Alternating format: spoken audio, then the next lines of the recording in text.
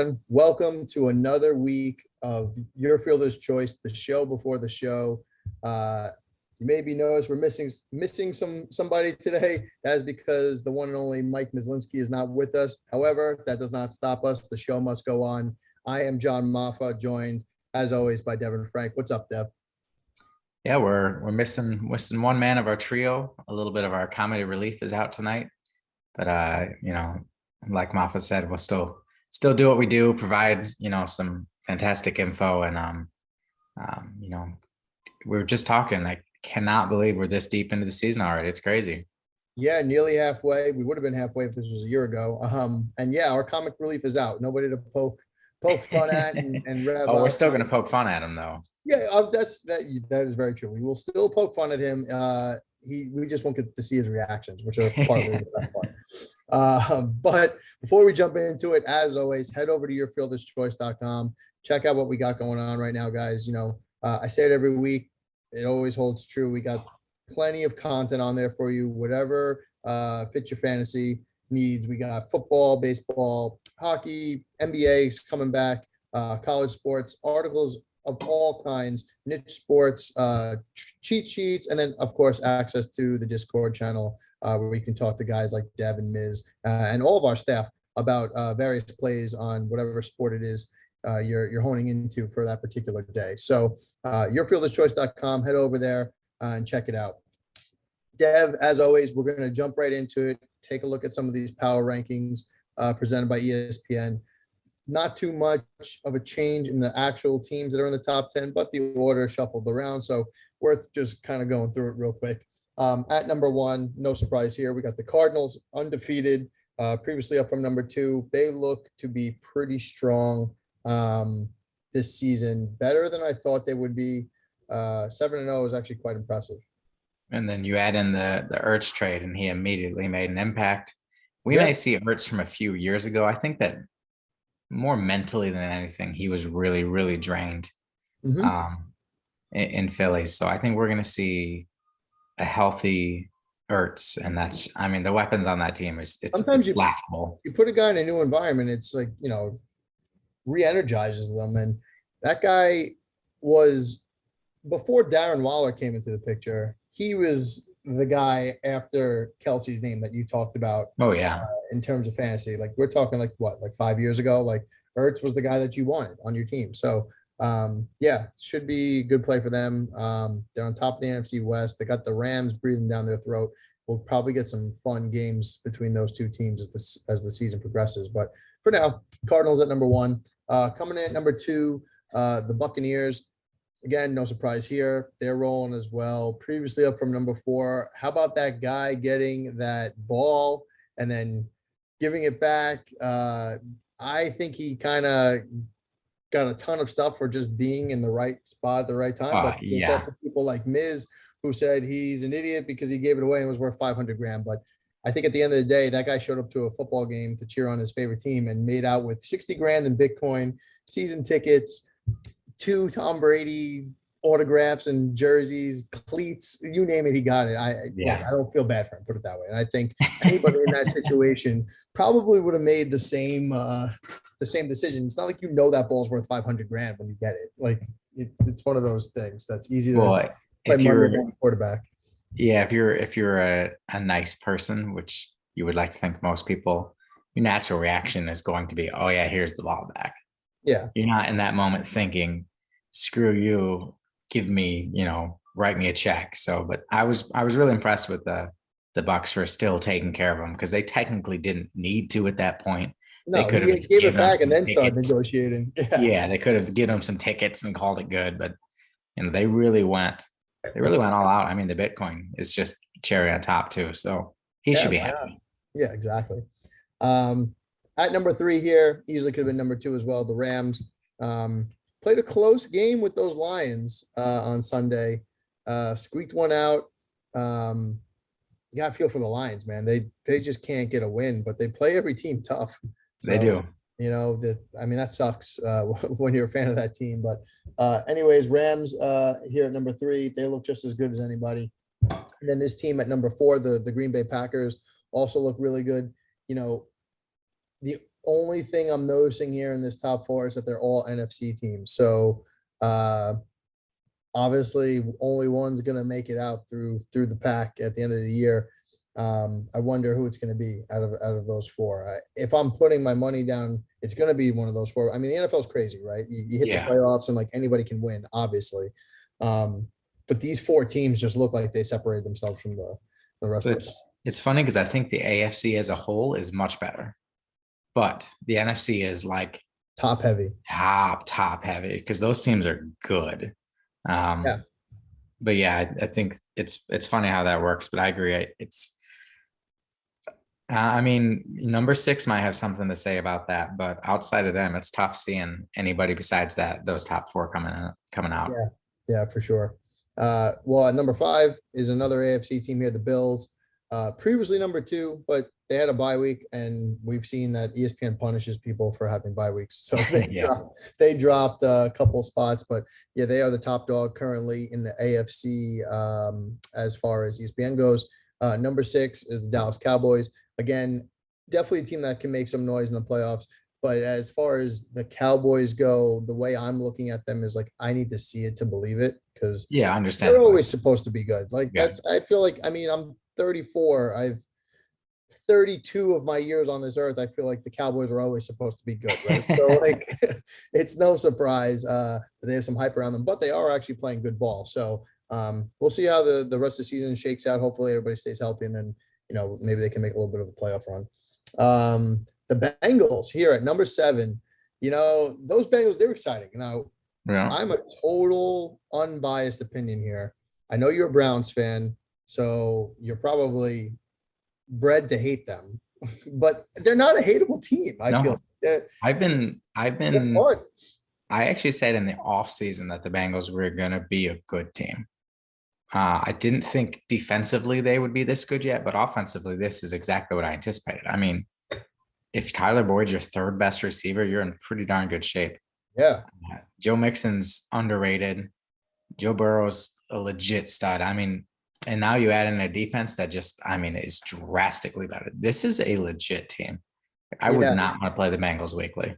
Yeah, no, they're not that pushover team that we all grew up loving. So good for the Bengals. They had a real statement game against that was we're here type of game, so good for them. Right underneath them at number 8 is that team, the Ravens. Tough loss. They had that surprising win the week before, and I say surprising not in the fact that they won, but the way they won it against the Chargers. That kind of put them on the map, and then obviously now they had the surprising loss against the Bengals. So we'll see how it shakes out with the Ravens, but yeah, they're up there at number 8. Number 9 is the Tennessee Titans, coming in from number 10. What week is it? We love them. We hate them. They're losing to the Jets. They're beating the Bills. They're losing to, I don't even remember who they lost to. The Jets. They lost to the Jets. Yeah, the Jets. And now they're just there. They crushed the Chiefs. It was the Chiefs. Yeah, the Chiefs aren't good. I still don't think defensively this team can contend, but they've got weapons. I mean, this is without Julio even really being a factor. Yeah, I mean, if they just keep winning, you really only need Julio for the playoffs, so save them up.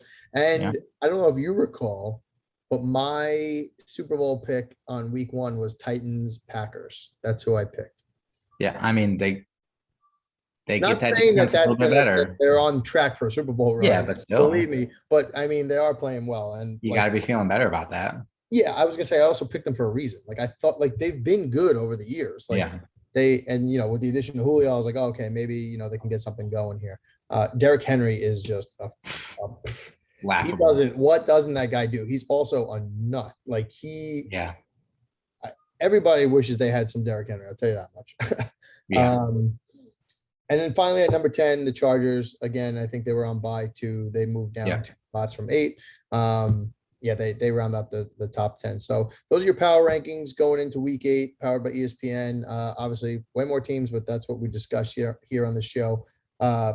Moving into some news and notes from the past week.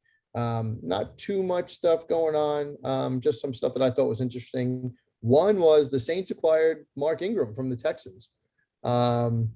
Back where it all started, right? That's right. 31-year-old, going back home, first round pick. Now, in terms of fantasy, I don't really think this makes too much of a difference or is a factor, but just something to think about if somebody gets hurt, he's more than viable to be a running back in that system. So He's essentially filling the Latavius Murray void.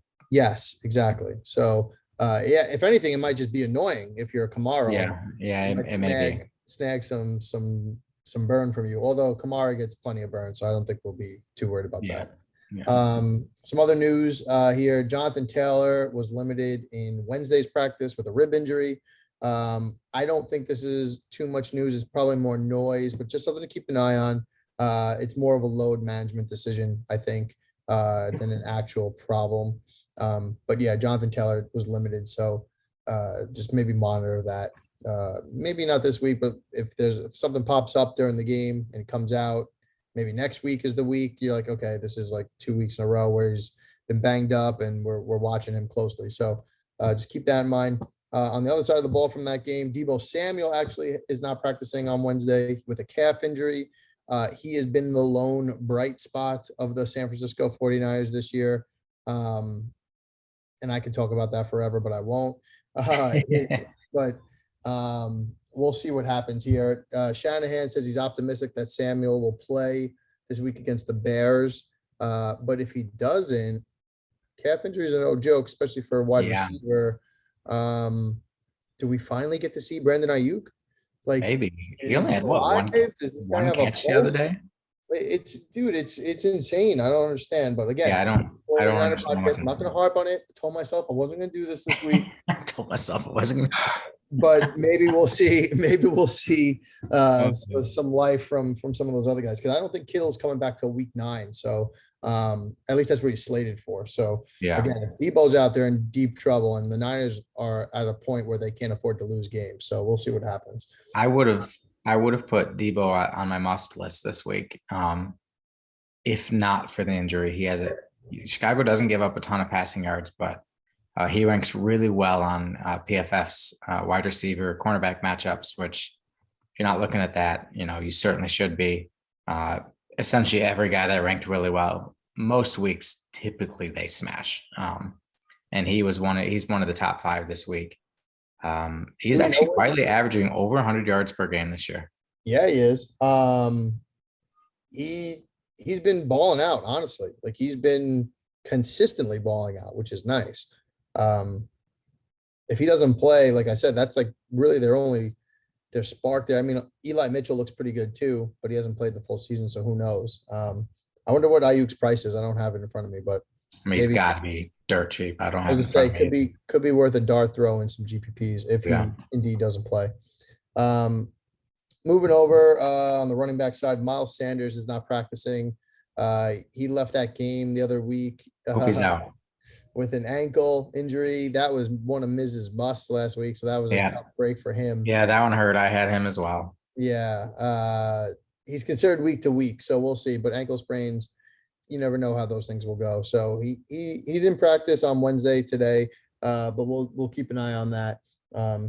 See if it's worth exploring any of the other cheaper options as we move into the weekend. And then finally, if he is out, Gainwell saw 54% of snaps last week. 51%, whereas Boston Scott saw 33%. But Boston Scott's like literally 4-4. So Gainwell's 5K. So if he is out, I would expect those guys to both be viable, both be a popular option. And also Gainwell gets burned and gets used even when Miles Sanders is healthy. Yeah, he had 8 targets last week. Right. So like Bernard Scott coming in with a full week of practice and getting reps, I would expect that usage to go up a little bit more. Like, I feel like, Miles Sanders gets hurt. You're already using Gainwell. He's already part of your packages. You're like, all right, let's just roll with him for now. Yeah. That was this week, so Scott had only played 4 snaps all year before last week. So right. So that's what I'm saying. Like, now with a full week under their belt and they may know that he's going to play, like, I think, like you said, if he's dirt cheap and I wouldn't look away from him, put it that way. Yeah, they both would be viable if Sanders is out. And then finally here, Bruce Arians of the Bucks said today that Antonio Brown is dealing with a sprain near his heel. This is Mrs. Boy, and it could be more of a longer term injury.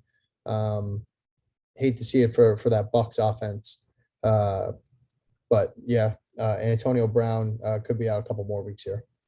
That would put Tyler Johnson in play as a punt option. Tyler Johnson's a good player. Yeah. They have a laughable amount of weapons. It's kind of not fair. I know. It really is an unfair advantage to them. Like, also, Gronk hasn't played in a while. I would imagine he's got to come back, right? Pretty soon. Yeah, you forget that Gronk hasn't even been. And he was crushing this year. Yeah, I know. He was balling out. Brady is just going to be Brady and then be a machine. But yeah, those are your news and notes. There's obviously a little bit more from the week, but these were the ones that kind of jumped off the page of me when I was looking through the headlines as of Wednesday anyways. So keep an eye on some of that stuff. We obviously will recap all of this on the Sunday show. I think we should have a full squad this Sunday. Everybody will be around, so we'll be there. Let's jump into one of our favorite sections here. This is Be a Goldfish, where we go over basically good players with low stats from the week before. Now, there wasn't an overwhelming amount of players I saw this week that kind of dudded, at least by criteria standards for us and why we picked this. And some of them are a little bit more obvious than others. So this one I think is a little bit more obvious. Patrick Mahomes, Be a Goldfish, $8,400, 9.74 points, and he was 9% owned, 9.7% owned in GPP tournaments. However, he did get hurt. So that score is kind of not surprising, but I will say he didn't get hurt until later in the game, and the Chiefs were doing pretty bad. When he did, they couldn't do anything. Right. So, I mean, I'm not about to dust Patrick Mahomes or any of the Chiefs players anytime soon. I do think that they're not a very good football team. I don't think that they're probably going to do what they've done in the past and like dominate the league, but that has nothing to do with really their offense. I feel like their offense is totally viable in most circles. But for this specific piece here, he qualifies because he was 8,400 and he didn't even get 10 points as your quarterback. Yeah. The only thing I will say about Mahomes is, for some reason, the site's algorithms, especially DraftKings, well, really both, they are not adjusting to Mahomes this year. He is priced like the guy who scores 40 from years past. He's only scoring mid 20s all season. So as much as, yes, Be a Goldfish with Patrick Mahomes, don't be afraid to go right back to him. I'm not playing him in cash at this price. He should be in the 7s. So that is something to keep in mind for cash games. GPP, different story. The upside's there. He's going to go nuts. He's going to come out and say, hey, you're all hating on me. I'm still Patrick Mahomes, and he's going to drop a 40 spot.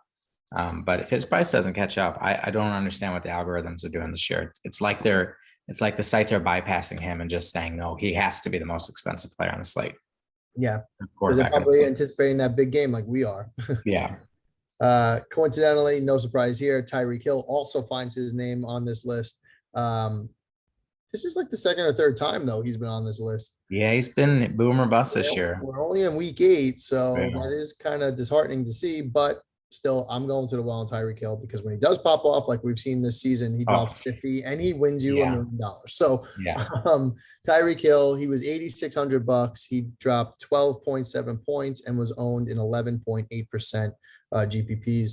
12 points kind of, look, if you're paying $8,600 for a guy, that kind of stinks, but at the same time, if you found value somewhere else, you could have survived it, put it that way. Yeah.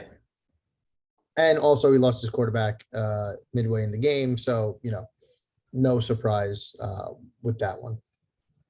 On the running back front, we got 2 guys here, one being Darrell Henderson or Darrell Henderson. Must for me last week. He was a must for you. That's probably one of the reasons why I put him on this list. But he also has been balling out too. And he was 6,600, which is not a crazy price range. We like those mid 6K guys, especially on the running back position. But only 9.4 points. And he was 16% owned in GPPs. That's kind of a high number as far as GPPs It's a go. big number, yeah. The industry was high on him, and that's why I'm putting him on this list. Honestly, it's really because of that percentage. If he was low owned and he dropped all those numbers, I probably wouldn't say much. But maybe a lot of people got burned by him this past week, and now they jump off of him. And guess what? That is the time you want to strike with these type of stuff. He's in a smash spot this week. He gets Houston. That's what I'm saying. And Houston's giving up 145 yards on the ground per game. I will be going right back to Darrell Henderson. And the nice thing is his price dropped a little bit because of the dots. So sign me right back up. Yeah, I'm okay with that too. Honestly, I love guys on high-powered offenses, and that's, you can't stop them all. So somebody's got to score. And if he's the sole owner of that running back position, as long as he's healthy, why not, right? Yep. Speaking of guys also on the Goldfish list here, I put him on here, forgot that he's actually playing tomorrow night on Thursday, so he probably won't be on the slate, but Aaron Jones. I put him on here because I almost want to talk about him more than anything. Are we still in Goldfish mode with Aaron Jones? He hasn't really been consistently smashing. I don't know if there's something wrong with him in terms of like health wise. I don't know if he's banged up, if he's just overworked, or if the scheme isn't working for him. But Aaron Jones, 7,500, only dropped 8.9 points and was 6% owned. I know he's a name that we kind of gloss over week to week, given everybody's prices and whatnot. Like usually at 7,500, you're looking at guys like Austin Eckler. In my opinion, it's not even close. You choose Austin Eckler. But yeah, Aaron Jones, what are your thoughts on him here? Well, first off, I have him in seasonal, so he could suck it. He's killing me. Actually, I put up like a 150 spot this week, and he was my lowest score.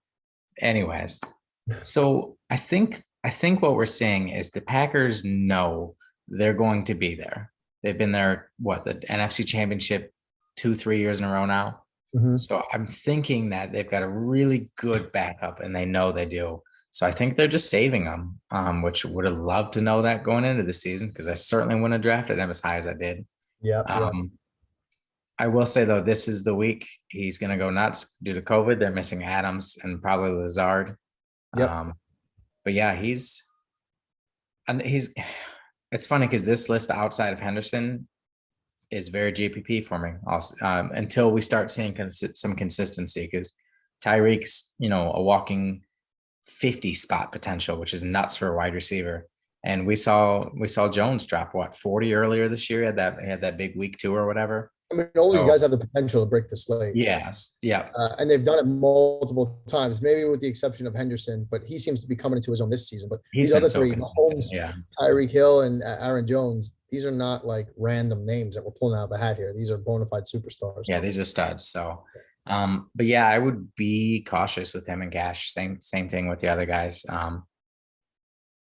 That's my guess. I feel like they feel like they're going to be there. So let's make sure we're healthy. We've got a good backup. We're going to lean on him a little bit heavier than years past. And to their credit, they're winning. So why not? Yeah, no, I agree. All right. Well, speaking of cash lineups, let's pop over to this week's winning cash lineups here. We'll take a look first at DraftKings and FanDuel, and then we'll bounce over to the Millie Maker lineup. So, Dev, what do you see here on these lineups? These are pulled from our projections, correct? This is from our cheat sheet. This is only players labeled with a cash label. So we have 4 different labels on our cheat sheet. We have cash/GPP. That's your cash plays. I do /GPP because I want people to understand that just because a guy is a cash play doesn't mean you can't also play him in GPP. So we have the cash GPP label, we have value label, we have punt label, and we have straight GPP label. So these guys are the guys that have one of those first 3 labels. Our cheat sheet really condenses the list of plays down by using that. So for your cash build, you're really only concentrating on a handful of plays at each position. Really, really can help to dial you in on, okay, these guys are who I should be building around. So taking a look at this DraftKings lineup, first things first. So what do we notice in the flex? It has now been every single week but one where we have a wide receiver or a tight end in the flex on DraftKings. So I just want to continue to encourage you, those who are watching, to not be afraid to utilize wide receiver or even tight end in the flex. It feels weird. We've all been trained for the, however long you've been playing DFS, that it has to be a running back in the flex. Not the case anymore. That's just not the case with the modern NFL. It's a pass heavy league. And what we see is the DFS sites, especially DraftKings, it pretty appropriately prices the running backs. So that's why, with the exception of 1 week, so that's 7 weeks. So 6 out of 7 weeks, we've seen a wide receiver or a tight end in the flex. We've also seen Matthew Stafford on this list a lot. He's not putting up huge numbers due to his lack of rushing upside, but he's been super consistent this year. So if you ever need kind of that mid-range safe play, Stafford's been there every single week. I mean, these lineups look pretty much the same with the exception of one skill position player. Yeah. Yep. Yeah, they actually are.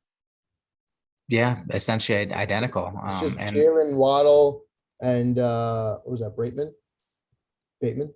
Yeah.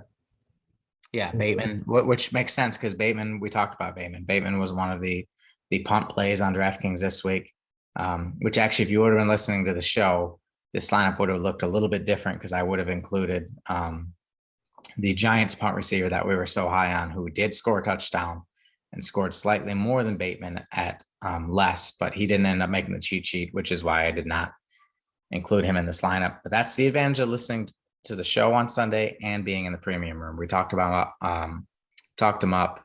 We all locked him in. He had a really good day.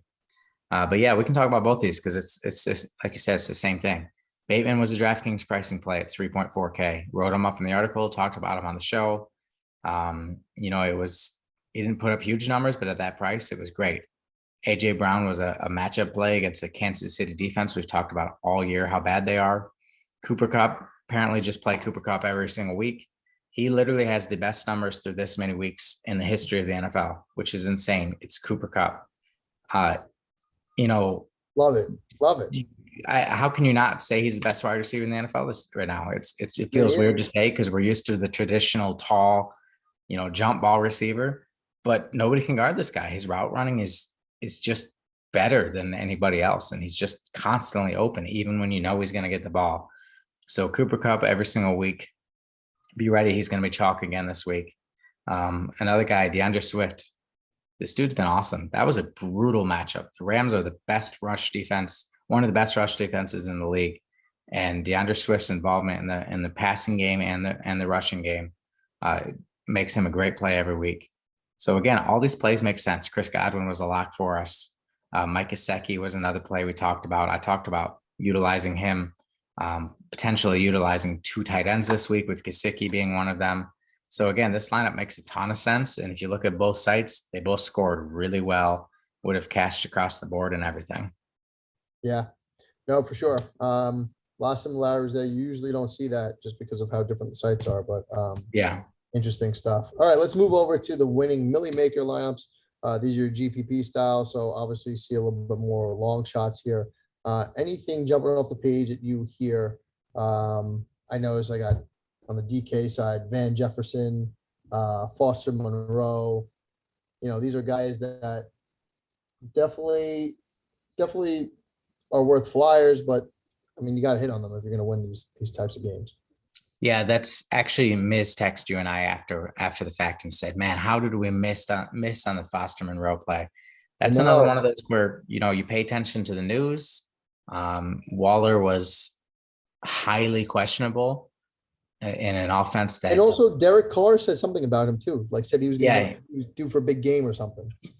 Yes, he did. So, that was one of those that in hindsight, it was stupid not to play him in a tight end heavy offense that features the tight end. You see that price? That's a Devin price. That's a Devin special. So 2,500. Yeah, I'm actually very frustrated with that play in hindsight, that because that has me written all over it. But then looking at the rest here again, it's the Van Jefferson play is luck, but the rest here is pretty straightforward. Damian Harris was in a really good spot. The way this is also structured, the Van Jefferson play makes sense in this lineup because he has Stafford and Cooper Kupp. Yeah, stacked him. Yep. And at that point, you're like, oh, I'm just hoping Van Jefferson scores, because Yep. very rarely can you afford to do Stafford, Cup, and Woods. Yeah. So that's probably what this guy's thinking was, or girl. Actually, I can't tell by the name, but guy or girl. But yeah, Stafford, Cup, and then you're like, if I want the triple stack, I think they're gonna blow out the Lions, even though they didn't. They're gonna score a lot of points. I'll throw Van Jefferson in there. Yeah. If you I mean, score, that's, yeah, yep. And then you bring it back with Swift. That's the opposing team's best player. So, it was going to be Swift or Hawkinson if you're going to play anybody for the Lions. So, yeah, and then the Damian Harris play. So what he did here is he utilized some injury news too. So Stevenson got ruled out for the Patriots, putting Harris in a really good spot. We actually had a premium member who right before lock was like, man, I really like Damian Harris. And to his credit, I mean, he went nuts. That was a fantastic play. And then we already talked about the Foster Monroe play as well. So yeah, that's a really, really nice lineup, and it makes a ton of sense. On the FanDuel side, what do we see here? Anything different that jumps off the page? A lot of Bengals. That's a 4 stack. Got Joe Burrow, Joe Mixon, Jamar Chase, and CJ Uzuma. So, I mean, maybe a Bengals fan. maybe. Yeah, Also, but I mean, loaded up on some Bucks, I think, too, right? Or yeah, not? yeah, you got Evans. The And Buccaneers. then there's the Harris play and Cup. So, no, I mean, 4 is probably a little much for a team to run, the quarterback, the running back. Oh, well, I guess instead of doing the 2 receivers, doing the tight end. So I suppose that makes sense. The nice thing about the Bengals, though, is, the Zuma play is a little bit lucky, but he's shown flashes where he can put up a decent number, dirt cheap way to get exposure. So, but what we see here is a stack. They picked a team that where you pretty well know where the production's coming from. It's been Chase has been super consistent. Mixon's been super consistent. Yep. Probably threw in the tight end exposure as just a cheap pricing play. So again, there's some logic there. So that's a pretty quality lineup as well. Yeah, definitely. Well, yeah, I mean, won the Millie Maker, so good for them. All right, let's move into some stats here. Some next gen stats from the week prior. We call this section "Oh, you didn't know." Let's start off with the Sunday night game, the dagger in the heart. Carson Wentz has 4 straight games with exactly 2 passing touchdowns and 0 interceptions, which is the longest active streak of 2+ TDs and 0 interceptions in the NFL. So basically, he's got 4 straight games where he's thrown 2 TDs and no picks. Are we saying Carson Wentz is back? Is that what we're saying, or like what's up here? I mean, the nice thing is this offense works for him because they don't need him to do a ton. You've got a legit superstar in Jonathan Taylor. You got really good tight ends, multiple of them, which really fits Wentz's style. He had the same thing in Philadelphia. Good weapons on the outside with Pittman and Pittman's a good player. So, they did lose Paris Campbell, which hurts a bit. Hilton was out last week. I'm not sure what's going on with him there, but even ran last week. You see him running around? I think he had like a big run on like a 3rd down or a 2nd down for like 16 yards. Yeah.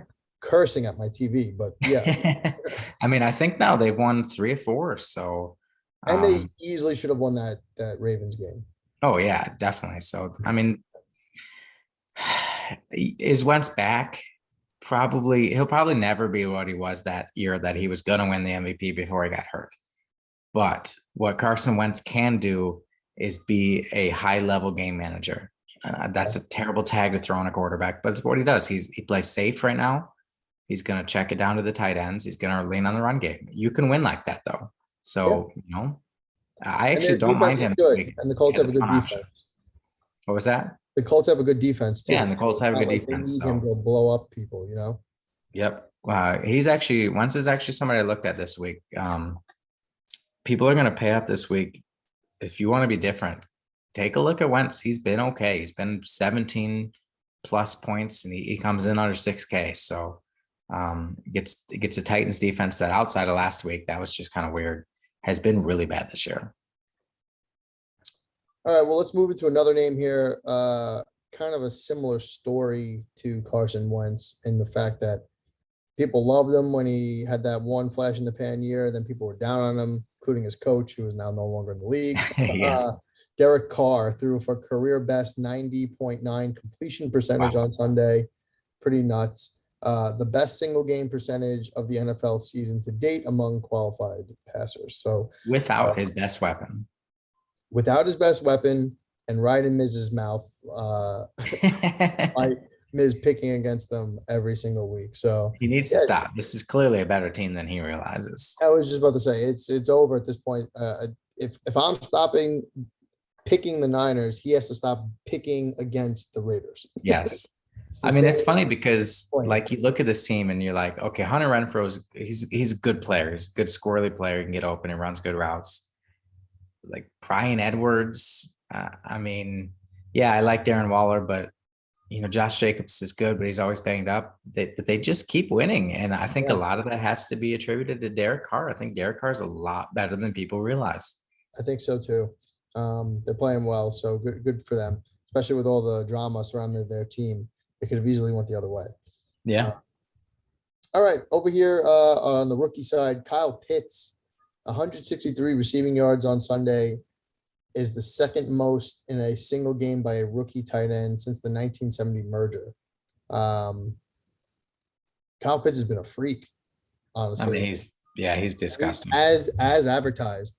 Yeah. And I don't think we didn't have a chance to play him as much with the London game, and you know, there basically what I'm saying is like I'm going to be looking his way as we roll on through the year here. He's got 8 weeks under his belt. He's playing awesome. I mean, this guy is a guy that everybody was super high on coming out of college. Everybody was super high on his ability to just be a dominant force. And if he's doing this as a rookie, only sky's the limit for him. Yeah. And I mean, he's just a freak. I mean, that's just all there is to it. I mean, you're not supposed to be as big as he is, as fast as he is. He's got great hands, runs good routes. I mean, he's essentially a receiver. So good luck as he figures it out. Good luck stopping him. Yeah. And then also another high prize rookie, Jamar Chase, 201 receiving yards on Sunday is the most by a Bengals rookie in the history of the team. And he pushed his season total to 754 receiving yards already. That's the most by any player in their first 7 games of their career in the NFL. So Jamar Chase is balling out. Yeah, I mean, he's just, which is funny too, because he was so bad in the preseason that Couldn't catch. Guy couldn't catch. yeah, he couldn't catch the ball. He's he's averaging 107.7 yards per game. Casual. Yeah, Debo's at 108, Cooper Kupp's at 115.6, which by the way is nuts. But the impressive thing about Chase is he's only doing that. He's doing that in less than 8 targets a game. Because there's a lot of mouths to feed in that offense, but when he gets the ball, boy, does he make it count. Yeah, Jamar Chase is awesome. And Joe Burrow is very happy to have him on that team. I'm sure so are Bengals. Yeah. Nice Yeah, that was one of those draft picks where It's I was like, oof, boy, that offensive line, it's tough to skip on that. But I think they may change the way teams look at the draft because, yeah, also, if the you're O-line's important, but if you get the ball out quick and you have the weapons to win. and if you're a Bengals fan, you got to be so jacked up that you have, God bless you. You got to be so jacked up that you have these 2 young guys. It's not like you had Burrow for 5 years and you went and got him a weapon in Jamar Chase. It's like you got them in back-to-back years. Like if you keep them healthy and happy and they are winning, like that's a duo that will be around for a while. Yeah, with your quarterback. Yeah. Yeah, that's awesome. Gotta love it. All right, those are our next gen stats for the week. Let's plow ahead here. This is another section of ours that we like to do called Mustard Dust. Obviously, Miz, so I might shout out some of his picks and chime in here. But Dev, I'm going to shout a name out at you, and you tell me whether you are musting or dusting them for this week. Let's start with the guy we just talked about before, balled out against the Chiefs, AJ Brown. Yeah, so I'm going right back to AJ Brown this week. he was really slow to start the season, concerningly slow. Another guy I drafted in season long was super high on him coming into the year. Took him, what we're in they played 7 games, took him 5.5 games to get going. He went into the last week's game with 0 catches at half.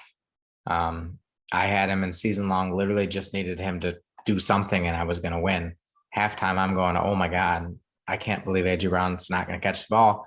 Went nuts the second half, went nuts last game, looks healthy.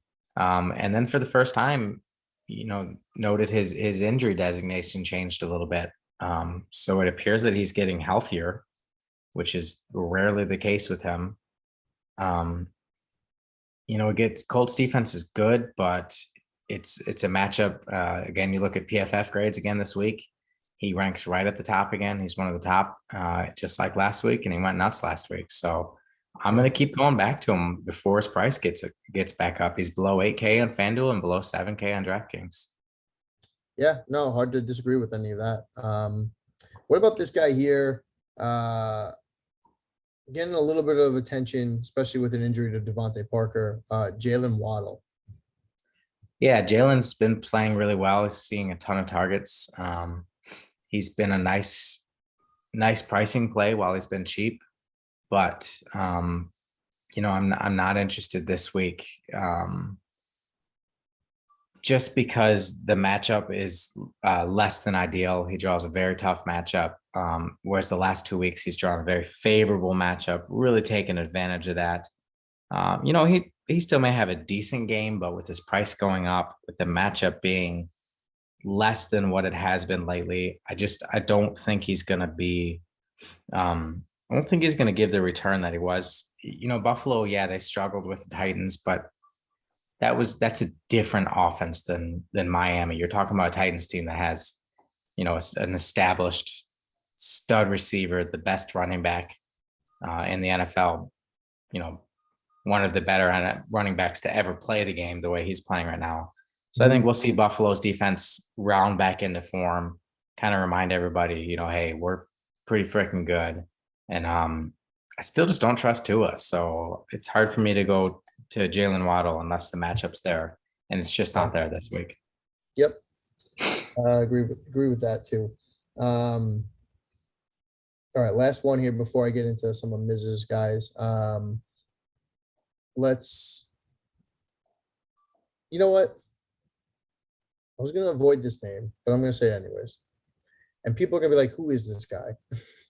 And the reason why I'm bringing it up is for good reason, and I will let you explain it. But Tommy Sweeney. First, yes. Why don't we do this? Explain who Tommy Sweeney is. And usually when we're doing this section, by the way, I will throw out a disclaimer. I usually try to put some highlights behind it, make it a little bit interactive, right? Get the guy's headshot. I'll find his headshot. I would probably be a generic like white jersey, no number. I don't know if I'm going to find highlights of this guy. So what is playing right now on the video as this goes on could just be Bill's highlights. And that might tell you exactly why I'm asking who Tommy Sweeney is. But he was on the list of people, and I was like, I got to bring this one up on the show and listen to it. So how about it, Dev? Convince us on Tommy Sweeney. Yes. So Tommy Sweeney is, first off, Miz, who knows a ridiculous amount about the NFL. His reaction was, who's Tommy Sweeney? So that kind of tells you here something. So he's a 7th round pick from 2019 of the Buffalo Bills. He comes in 6'5", 251 pounds, so he's a big man. Here's the thing. Dawson Knox is out, officially rolled out as of today. Dawson Knox has been incredible in this offense. Absolutely incredible, to the point that this season he has 21 touchdowns, 286 yards, 5 touchdowns. This is one of those scenarios like what we're seeing in Dallas, where there's so many weapons on this offense that nobody's guarding the tight end. That's what we were seeing with Dawson Knox early in the year. Now you take out Knox again. He's officially been rolled out today.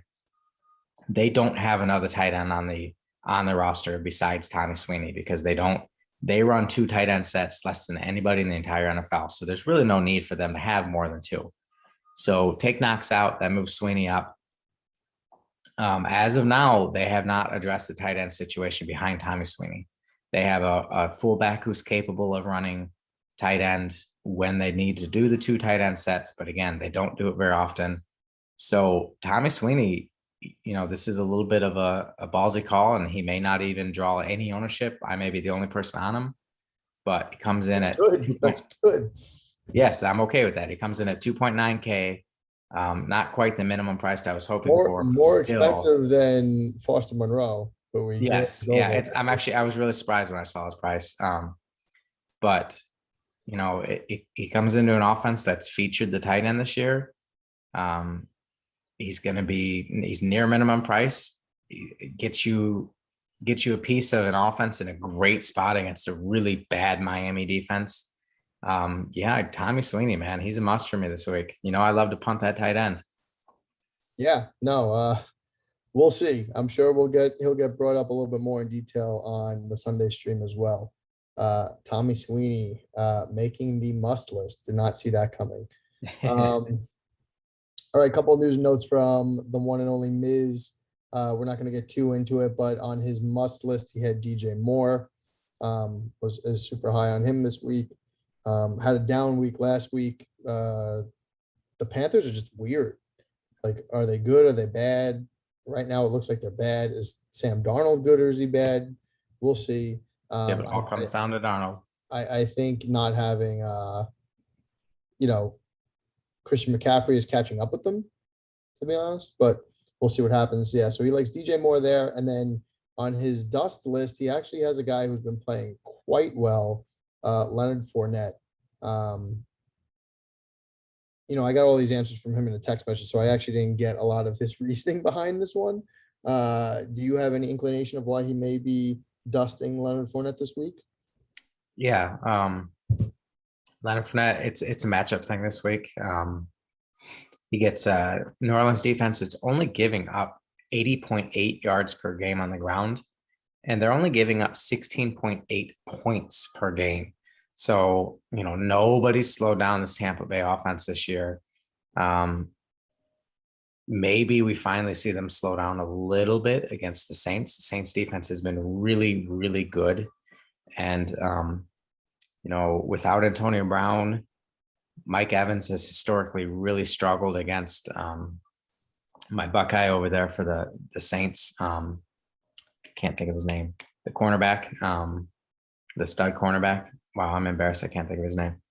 But anyways, so yeah, Fournette's been awesome this year. He's been my dude. But the matchup's just not there this week. And with his price, in the same range as some other guys, I agree with the Miz here that I'm gonna have to dust him. Marshawn Lattimore, there's the name I was thinking of, by the way. Yeah. I'm not gonna lie, I didn't catch half the sentence. I was reading something. And it's okay. And then you were like, what's that guy's name? I should know this. And I was like, just sitting there smiling like an idiot. Like, yeah. I knew it popped in my head. Yeah, no, Marshawn Lattimore. All right, that does it for Mustard Dust. Let's jump into the last section of the day here. Gimme the Loot, presented by Odds Jam. Guys, if you don't know what Odds Jam is, head over to their website right now, check it out. It's an innovative solution designed to identify odds that make you the winner every single time. So what they do is they take real-time data and spot discrepancies between different sports books, similar to what we do here on the show when we compare price differentials, right? And they help users place risk-free bets. Profits average about 3% every day, which adds up to big earnings. So head over to oddsjam.com, check it out, and see what they're working with there. Relatively new site, as far as I know, and it's a pretty cool concept. All right, let's get into it. We don't have Miz here, so we know that the Texans will be on the board for us to choose from, and whoever the Raiders are playing. That they will be available. But before we get into that, let's take a look at the stats from last week. We will start with the ever-loving Mike Mislinski, who went 0 for 3. He had Atlanta -2.5 against Miami, Houston +17.5 against Arizona, and Philly +3 against Las Vegas. None of those covered. Atlanta was close, but no cigar. The other two, not even close. So yeah, Miz went 0 for 3. That brings his record, that's a bad one for him, to 8-12-1. So he's gonna have to do some digging here to get back to 500. Dev, on your side, you go 1-2. You had the Patriots -7 against the Jets, layup city there. No different than when they played in week 2 or 3, whatever it was. Yeah. Atlanta just narrowly missed. You had them -2.5 against Miami. They only won by 2, I believe. And then you had Carolina -3 against the Giants, who just laid a stinker. Yeah, that was surprising. Touchdown. Yeah, I was actually surprised at that too. So, Dev, that brings your record to 10-10, 10-10-1. Yeah. That's Deal fine. with that. That's fine. You're above 500. I got to get to that 60% mark though. Yeah. And then on the flip side here, I went 2-1. I had the Buccaneers -12.5 against Chicago. That game was never in doubt. I had Cincinnati +6.5 against Baltimore. Good call. Love that one. I even had the money line and a couple of other things. And then finally, I am completely off of them. The San Francisco 49ers -4 against Indy.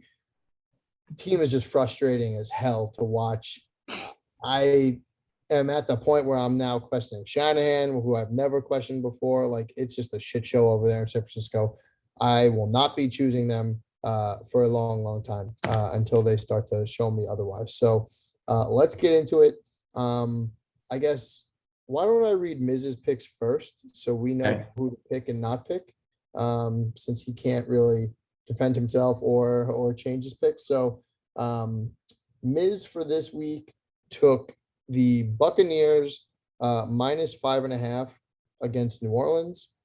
He took the Broncos -3 against Washington, and he took the Vikings +1.5 against Dallas. So again, Bucks, Broncos, Vikings for the Miz. And I'm sure he'll be available on the Sunday show, and he'll be able to talk about those a little bit more in depth if we quiz him on that. But that's who he's taking this week. All right. That was his Vikings too, doesn't he? Yeah, he does. He's got his teams. He does. But I'm happy he finally learned, how many times you got to touch the hot stove, not to touch the Texans, and not to touch the Vegas Raiders. We got, the Raiders aren't on the slate, so that helped them. Yeah. All right, what do you got here? You go first since you had the worst record. Well, so yeah, it's funny because I feel like we all need to learn. Like, I need to quit with the Panthers. I think I've lost multiple times with them. You need to quit with the 49ers. Mids needs to quit with the Raiders. Yep. And the Texans. So I'm staying away from that Carolina game this week for sure. Because I cannot get that team right. I think I don't like going with these big lines, but I think the Bills are going to make a statement this week. I think that they're frustrated that they lost the other day, the way they lost on national TV. Yeah, that their coach was getting questioned. And the Dolphins are not very good. Tua's got a lot of stuff circulating around him, about his job safety. The Watson rumors are just constant. So I think the Bills at home, a week off to prep for this game, bad taste in their mouth. I think they win by at least 2 touchdowns here. And the way they've been playing, when they're on, they're on. So I'm not that worried about, some garbage time to cover the spread. I think the Bills win pretty easily here. Let me see what else we got here.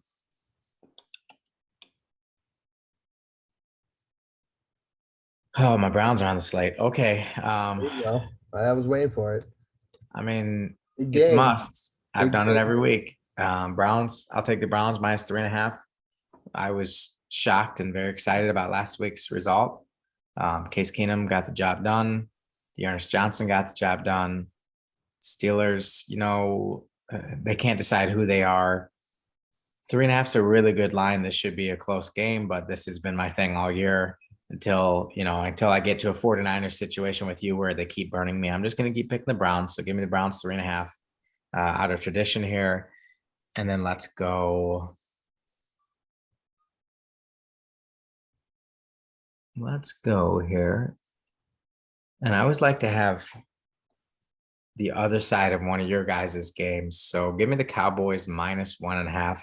I like that too. I think the Cowboys are really good. Yeah, they're on the road. The Vikings are decent, but and the Cowboys just keep getting the job done. So give me the Cowboys -1.5. All right. To summarize, we got Buffalo -13.5 against Miami, Cleveland -3.5 against Pittsburgh, and Dallas -1.5 against Minnesota. All right. Perfect. We already discussed that I'm ruling out the 49ers, so I'm not even looking at them, even though I think they could win. But let's see. The first team I'm going to pick here, I'm going to go with the Bengals, -10.5 on the road against Mike White and the New York Jets. Yeah, I thought pretty strong about that one as well. Yeah, give me the Bengals against the Jets. Jets are just bad, man. Yeah. They stink. They traded for Joe Flacco this week. It's just bad news over there. I'll take Cincy -10.5. As we spoke about before, their defense is actually surprisingly pretty good. It's not just an offensive team.